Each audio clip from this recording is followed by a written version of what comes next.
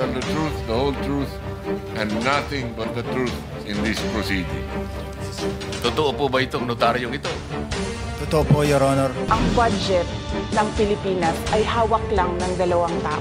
Hawak lang siya ni Congressman Zaldico at ni Congressman Martin Romualdez. Hindi lang sa flood control, ma'am, pati sa sa illegal gambling.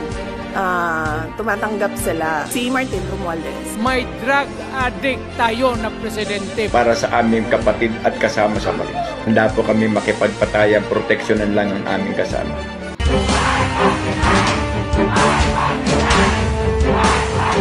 Isang tao lamang, Ginoong Pangulo, ang nasa likod ng script at sarswelang ito. Siya ang dahilan ng kaguluhan, pagkakaaway-away, pagkakawatak-watak na ngayon yumayanig sa ating bayan, maprotektahan lamang ang sarili niya. Sinasabi nila na sinungaling daw si Tapgute, hindi niyo kilala yung tao. Ako kilala ko siya personal. Bilang isang dating sundalo, inaalay ko ang aking buhay para sa ating bansa.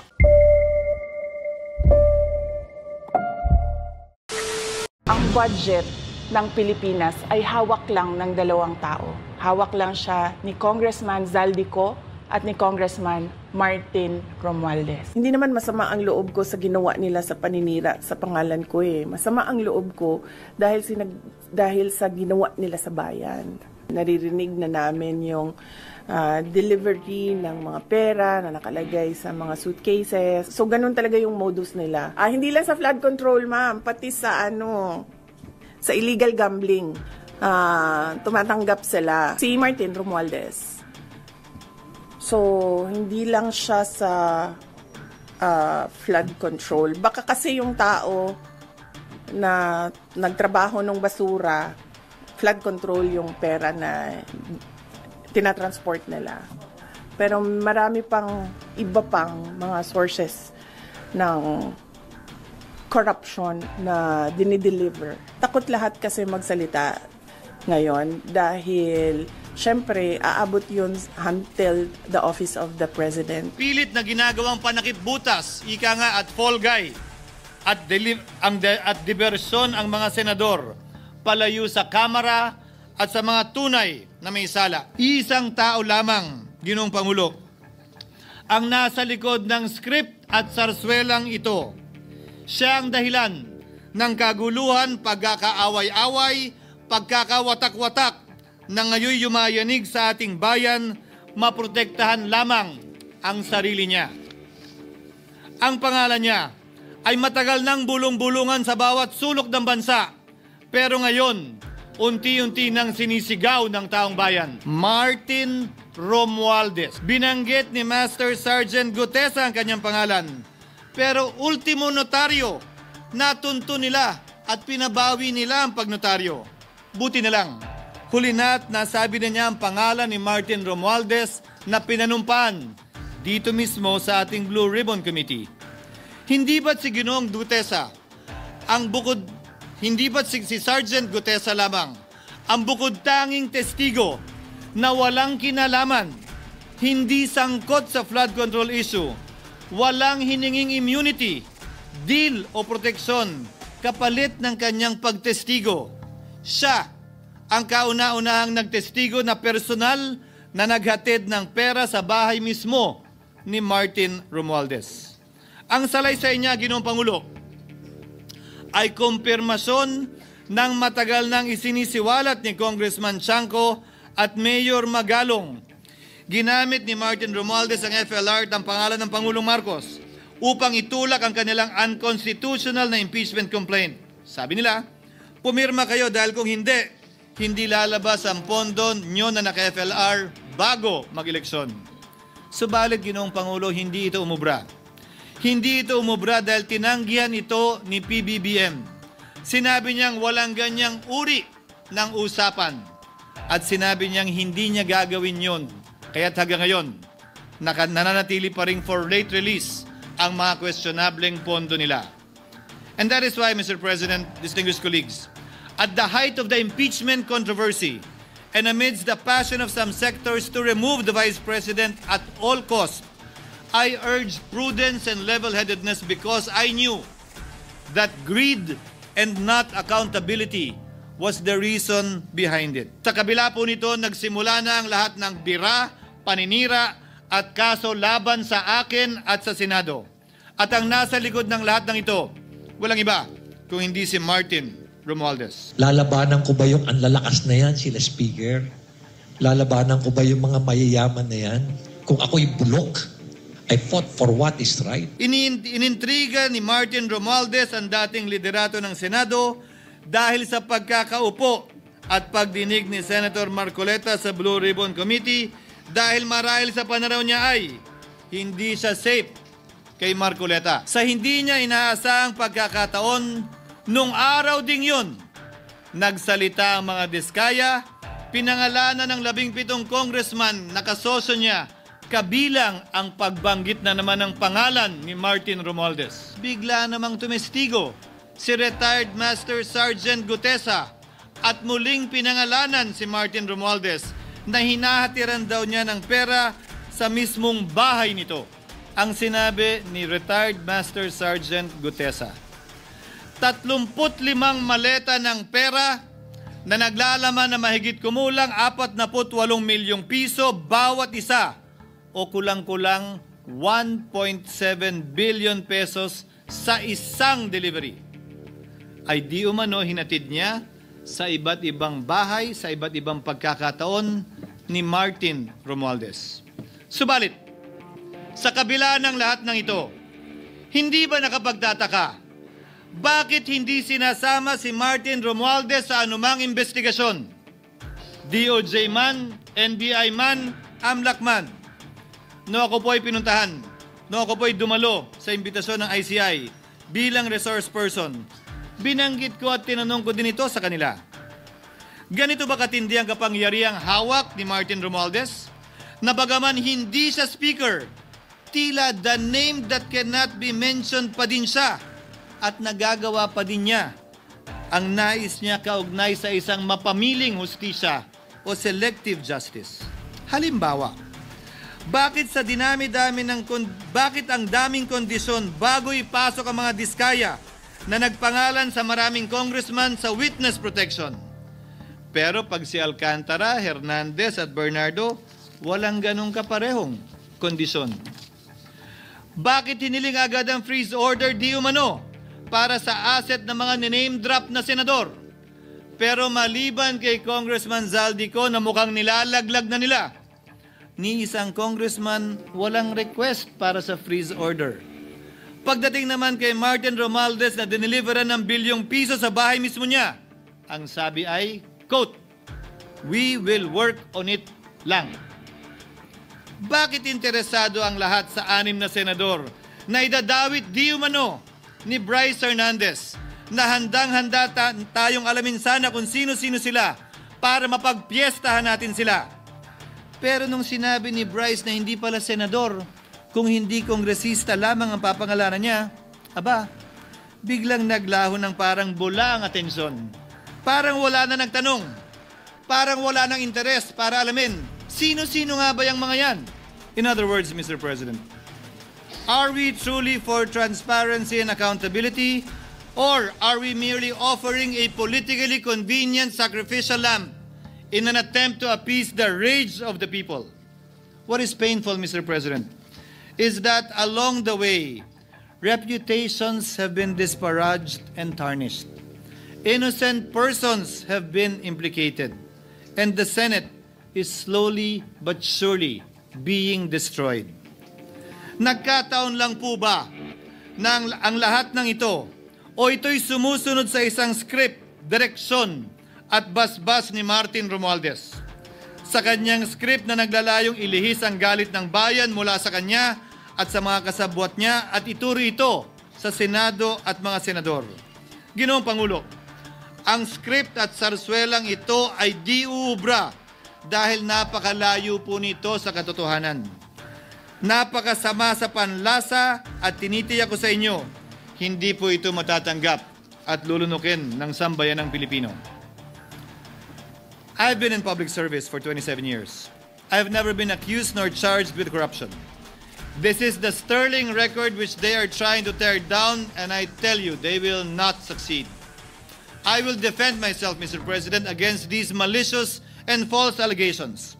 In fact, I have already filed and will be filing necessary and appropriate charges against my accusers and prove them wrong. And with the help of the Almighty, I will be vindicated and declared innocent, I am sure. Kaya ko po ipagtanggol ang sarili ko, Ginoong Pangulo. Ngunit, Ginoong Pangulo, sino po ang nagtatanggol sa ating institusyon? Kaya't ang aking tanging hiling po sana sa inyo, Ginoong Pangulo, at sa ating mga kasamahan sa Senado. Labanan po ninyo at huwag niyong pahintulutang ang mapamiling hustisya na lantarang nangyayari sa harap natin ngayon. For what is happening now is selective justice and mob justice. Members of the Senate have been thrown off a cliff before the court of public opinion in an attempt to mollify the people's rage, thereby covering up the real perpetrators and giving them a chance to get away. Mr. President, I will not allow justice to be weaponized against the innocent to protect the guilty. Because this corrodes the legitimacy of the law before our people's eyes. Wala pong naniniwala, bagkos lahat nagtatanong, bakit walang congressman na kasama sa investigasyon? Labanan po natin ang script na ito. Pasagutin at imbestigahan lahat ng niname drop at nabanggit, congressman man, senador man at iba pang opisyal, at dapat kasama dito si Martin Romualdez. Ginoong Pangulo, hindi ba natin nakikita na pilit tayong pinag-aaway-away? Mayaman, mamamayan laban sa lingkod bayan, lokal laban sa nasyonal na opisyal, congressman laban sa kapwa congressman, at ngayon, senador laban sa kapwa senador, pamilya laban sa pamilya, Pilipino laban sa kapwa Pilipino. Ginoong Pangulo, tandaan po natin, mas madaling manipulahin at ang nag-aaway at nagkakawatak-watak na bansa. At ito ang eksaktong gusto nilang mangyari. Ito, sa aking paniniwala, ay bahagi pa din ng script at sarswela na nais palaganapin ni Martin Romualdez upang lituhin, guluhin, linlangin at sirain ang ating lipunan at bansa para lamang huwag siyang mabisto. Sana ay huwag nating payagang mangyari ito.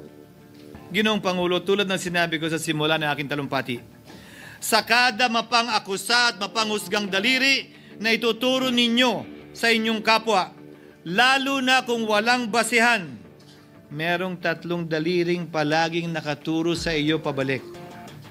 Sana po, maging mapanuri tayo. Huwag dali-daling magturo at maghusga dahil lamang sa napakinggan. Huwag tayong sumabay, kumampi, at magpadala sa script at sarswela ni Martin Romualdez. Kung kayo ay kakampi ni Martin Romualdez, pues sumunod kayo sa gusto nila.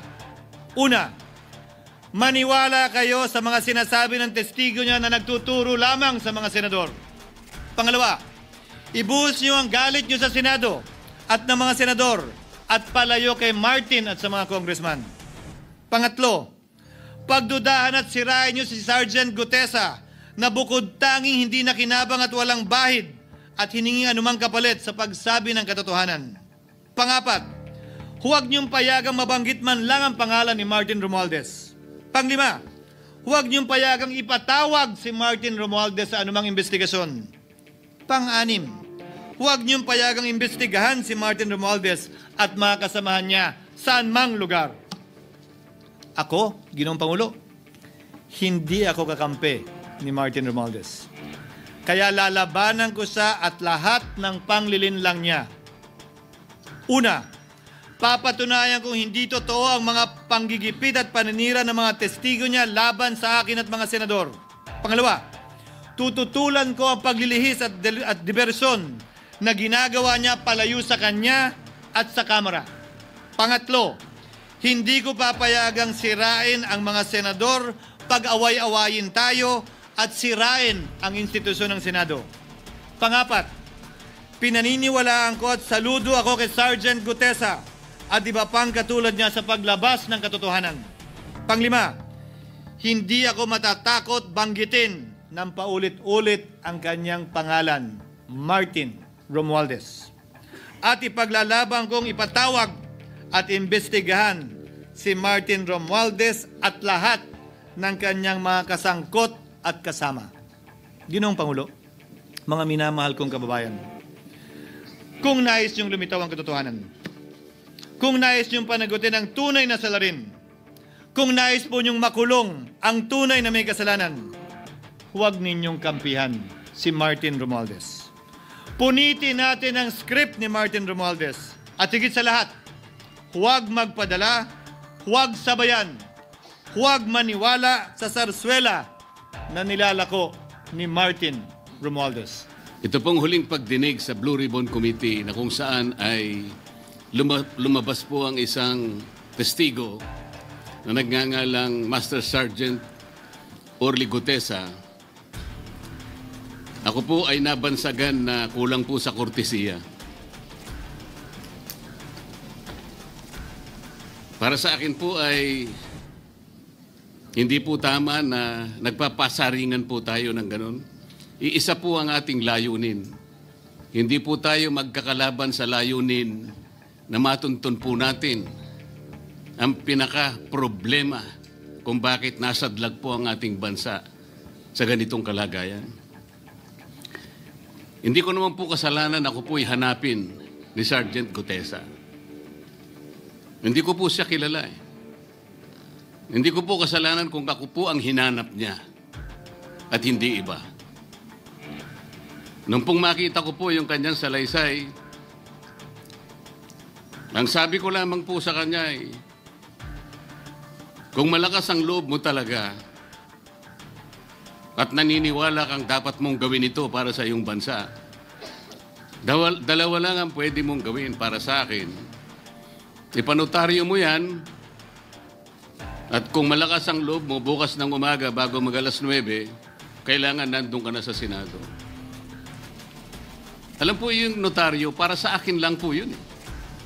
Gusto ko lamang siyang testingin kung talagang totoo nga ang kanyang mga gustong banggitin.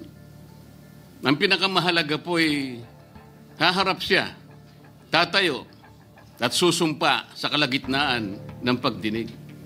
At doon ay pakikinggan natin. At doon ay sama-sama natin siyang i-interpolate. Tatanungin. Nakita naman po ninyo kung paano niya sinasagot ang bawat tanong. Walang pag-aalinlangan. Siya lamang po ang natatangi na testigo na kumonekta sa pangalan ni Saldico at Martin Romualdez. Wala nang iba. Ngayon po siya ay naharap sa napakaraming pasaring din. Bakit po ako ay walang kortesiya? Hindi po ba ako ay humingi ng panahon sapagkat hindi ko naman po alam kung talagang darating siya nung araw na yon, kaya hindi na po ako nagsabi. Gusto ko talagang paniwala ang darating siya. Dumating nga po siya, kaya ako siya inilabas. Pero kung pag-uusapan po ay kortesiya, balikan po natin ang mga nangyari. Nung ako po ay chairman pa ng Blue Ribbon Committee, nagkaroon po ng pagdinig. Unang pagdinig ay August 19, 2025. Isang araw bago po nagkaroon ng pagdinig ang Blue Ribbon Committee, ang ating pong kasama, si Senator Lacson, ay nagkaroon po ng posting. Sa Twitter po yata ito, hindi po ako sanay dito eh. Babasahin ko po, August 20, 2025. The Senate Blue Ribbon Committee hearing yesterday is akin to the cart going ahead of the horse. Had the cart waited one day, it would not have missed the details of the truth about the many substandard ghost projects and more that will be exposed in my privileged speech today. Yun po ba ay courtesy din? Sa akin pong palagay, hindi dapat po nagkaroon ng ganitong pagpapasaring. Alam ko po ba kung sino-sino ang tatayo para mag-deliver ng privilege speech? Matagal ko na pong sinabi noon kung kailan po ang pagdinig. Wala po akong itinago. Ngunit kung sasabihin na kung naghintay kami ng isang araw, ay mas marami pa sanang mga detalye at katotohanan ang naihayag. Hindi po ba sinabi ko sa inyo noon, mismong Pangulo ng Republika ng Pilipinas ang nagbigay sa akin ng USB na nandun po lahat ang mga proyektong pinaghihinala na ghost projects. Ayaw ko lamang pong ilabas ng isa-isa sapagkat sa aking pagkakaalam noon, Ginoong Pangulo, mali din po yung binigay na mga coordinate sapagkat ang pinagbasihan nila yung MYPS, hindi yung PCMA, na palagi ko pong binabanggit. Sa mga kapatid, kahit na po yung mga binanggit na projects ng ating kasama, salig po sa mga maling coordination. At saka konti lang, pinili lang. Nagkataon lang po maganda nga talagang pagkakapresent sapagkat kulang na lang po yung cinematography at saka screenplay. Kung meron pa lang sanang sound effects, baka nandun yun. Huwag po sanang ganun magpasaringan tayo. Iisa po ang layunin natin dito. Yung matukoy natin kung sino ang merong utak dito. Na ngayon po ay unti-unti na pong naihayag. Sino bang natatakot kay Martin Romualdez? Marami po siguro dito sa kapulungan ito. Pero hindi ako natatakot kay Martin Romualdez.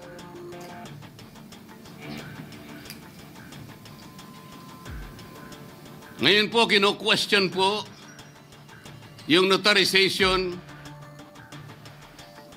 ng statement ni Gutesa. Dahil yung babae po, yung abogadong babae, nag-notarize, tinalikuran po niya ang kanyang signature, yung kanyang pirma. Nandyan po ba yung assistant natin para ipakita po natin? Ayan po yung huling bahagi ng dokumentong ninotaryo doon sa opisina ng abogadang babae na ngayon ay tinatalikuran niya ang kanyang pirma. Doon sa right side po, ayan po yung ninotaryo sa dokumento ni Gutesa. Yung kaliwa po ay iba pong dokumento. Tingnan po ninyo yung pagkakahawig. Ibig po ba ninyong sabihin, Ginoong Pangulo, yun pong notarial details, yun po yung kulay blue, na kung saan nandyan yung PTR, nandyan po yung MCLE number, nandyan po yung kanyang roll number, ang kanyang address. Nakuha po ba ni Gutesa mula sa opisina ng abogada at in-stamp niya? Pagkatapos po yung detalye na nasa bandang kaliwa na kung saan makikita nyo document number, page number, book number, series of 2025. Makukuha po ba ni Gutesa mula sa libro, mula sa notarial register ng abogado? Paano niya makukuha? Tingnan po ninyo yung kabila, ganun din. Bakit po natin hahanapan ngayon si Gutesa at sasabihin pa natin dahil lamang tinalikuran ng babaeng nagnotaryo ang kanyang pirma? Pangkaraniwan na po kasi, Ginoong Pangulo, kahit pumunta kayo sa maraming lugar na kung saan nagnotaryo, hindi nyo po makikita roon ang abogado. Iaabot nyo lang sa kanyang papel ninyo, pagkatapos isosoli niya sa iyo, pagkatapos nyong magbayad. Itatanong po ba ni Ginoong Gutesa, bago siya umalis, tatanungin po ba niya doon sa babaeng kausap niya kung sino man yun, Madam, kayo po bang may pirma nito? Wala pong ganun eh. Ngayon, kung tatalikuran po ng abogado na yon ang kanyang pirma, ako na po mismo ang magdidirect ng prosecution sa kanya para ma-disbar siya. Sapagkat ginagamit po niya yung opisina na yon. Pakita po ba natin, pwede po nating ipakita yung opisina, yung kanya, ayan po yung kanyang lugar. Ang opisina po niya ay sa Ermita, ngunit yan po ay ginagamit niyang address. Ayan po makikita ninyo. Notary Public 24/7. Ibig niyo sabihin, nandyan at hindi na natutulog yung abogado na yan. Sigurado meron isang tao dyan na pumipirma. At ginagaya na lamang nung kanyang staff o secretary yung pirma niya. Ganyan po palagi. Kalakaran. Kalakaran, ngunit hindi tama.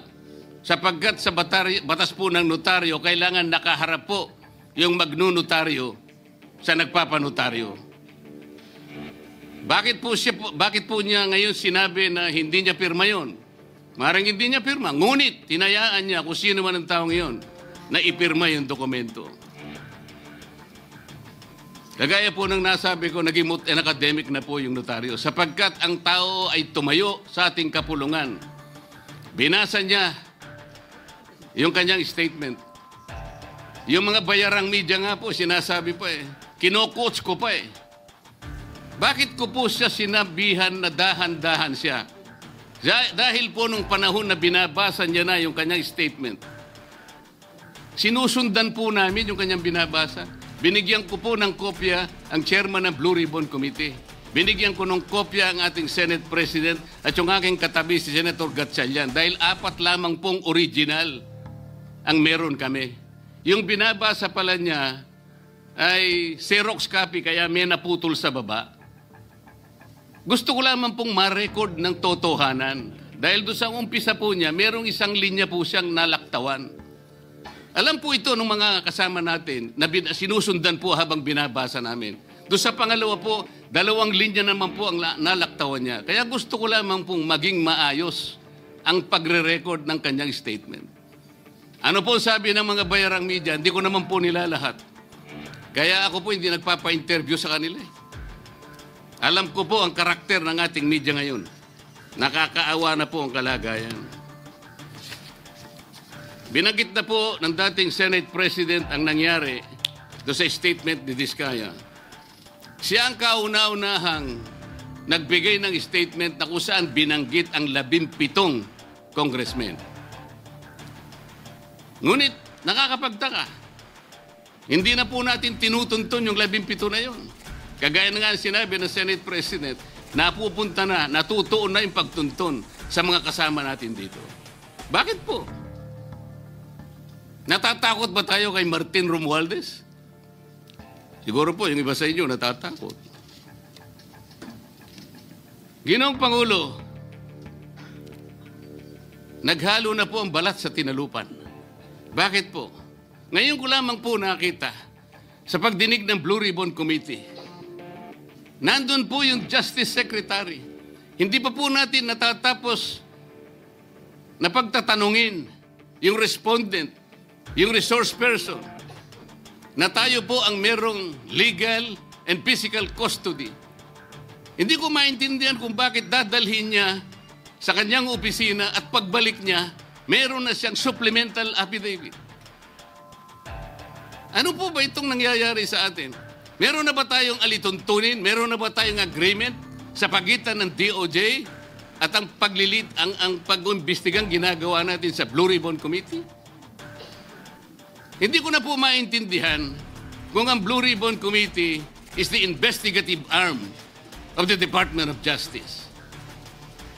Ang sabi ko po nung nasa ikalimang pagdinig pa lang tayo, sapagkat nakikita ko na po ito, kaya po naghangad pa ako sa ating chairman no na sana'y paraanin niya ako, meron lang akong gustong isang guni muna at pag-usapan sana muna.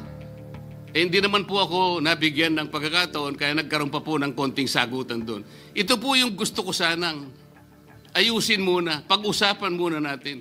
Lalong-lalo na po ang kaugnayan natin sa bagong tatag na ICI, Independent Commission on Infrastructure. Ano po bang ugnayan natin dito? Hindi po ba tayo mag-uusap muna? Hindi ba tayo gagawa ng regulasyon muna? Meron po tayong mga doktrinang isinasaalang-alang. Nasaan na po ang institutional boundaries? Nasaan na po ang separation of powers? Nasaan na po ang system of checks and balances? Di ba natin isasaalang-alang ito? Dadalawang tao lamang po ba ang mamamagitan sa pagitan ng mga institusyon na ito? At mawawala na po kami sa picture? Are we supposed to be kept in the dark, Mr. President? Yung po, kung mo ba sinabi ng ICI na isa sa kanilang mga poder, kapag ka nag-request po sila, makakakuha sila ng impormasyon sa House of Representatives, sa Senate, sa Korte, sa Sandigang Bayan, at kahit sinong otoridad. Ibig ba sabihin wala na tayong opsyon na tumanggi? Kailangan po natin pag-usapan muna yon. Ang nangyayari po sabog-sabog na po eh. Baka nga yun ang isang dahilan kung bakit nag-resign po yung advisor na si Mayor Magalong ng Baguio. Yung pong mga pasaring, ito po yung nakakapagbigay sa atin ng hindi naman kailangang pag-aaway-away o pag-aalitan. Hindi po maganda sa ating panig ito. Tingnan lamang po natin yung interview sa DCMM ng ating kasamahan, chairman ng Blue Ribbon Committee, ng mga host ay si Victoria Tulad at si Christian Yosores noong September 28, 2025. Ang tanong po nila, ilang hearings pa ang nakikita ninyong gagawin ninyo? Ang sagot po ng ating kasama, Senator Lacson, yun ang hindi ko pa masabi. Dahil kung may bagong lumalabas na mga testigo at masustansya yung sasabihin, meron pang mga kakulangan na dapat na mapunuan, magtawag tayo ng pagdinig. Tama naman po yun. Pero ito pong pangalawang saknong, ang sabi po, pero kung paulit-ulit lang at masa-sidetrack o kaya palihis yung direksyon ng inquiry, yun ang i-assess namin kasi medyo lumihis na. Ano po yung lumihis? September 28, dito lumabas si Master Sergeant Orly Gutesa. Lumihis po ba o dumiretso? Mula kay Saldico, ikinonekta po niya kay Martin Romualdez. Sa akin palagay, dumiretso po, hindi tayo lumihis eh. Pagkatapos tinanong pa po, do you think po, coach po si Gutesa? At iba pong observation, baka si Senator Rodante Marcoleta dahil parang sinabihan siya nung nagbabasa siya. O nalimutan mo, balikan mo itong paragraph na ito. Naipaliwanag ko na po kung bakit ko lamang sa sinansala at sinabi kong balikan mo sapagkat meron nga po siyang nalalaktawan base po sa sinusundan namin na binabasa niya na dokumento. Ang sagot po ni Senator Lacson, medyo natawa pa nga siya, kayo nang humusga sa lahat ng yan, tayo nag-viral na. Siguro, ang sasabihin ko na lang, yung hula nyo, yun ang hula ko. O hula ko, hula nyo. Parang your guess is as good as mine. Hindi po maganda yung inference eh. Parang ang lumilitaw, kinots ko eh. Bilang isang abogado, magmula po nung ako'y maging abogado, inisip, hindi ko po ginawa yung mga bagay na ito. Kumisan nga ako eh. Hindi na abogado, sila pa yung nagsasabi eh. Katulad po ni Saldico. Ang sabi ko lang naman po eh, matunog na yung pangalan niya. Napakaraming sources na nagsasabi, kumukonekta kay Saldico, pwede ba natin siyang imbitahin?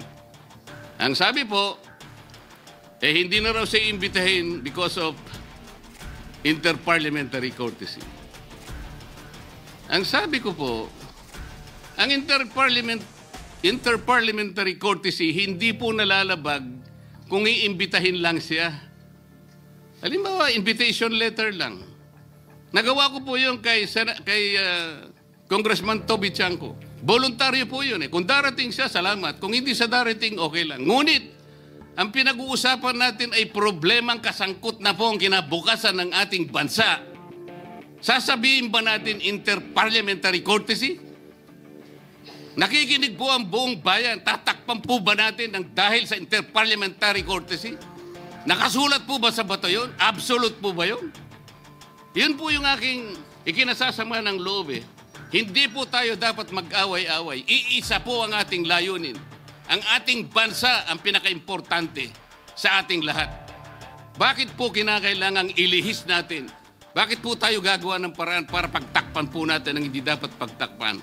Ginoong Pangulo, ngayon po'y masasabi ko, si Master Sergeant Orly Gutesa ay mas credible pa po kaysa sa marami sa atin dito sa kapulungan ito. Si Master Sergeant Orly Gutesa mas matapang kaysa sa mas marami dito sa ating kapulungan.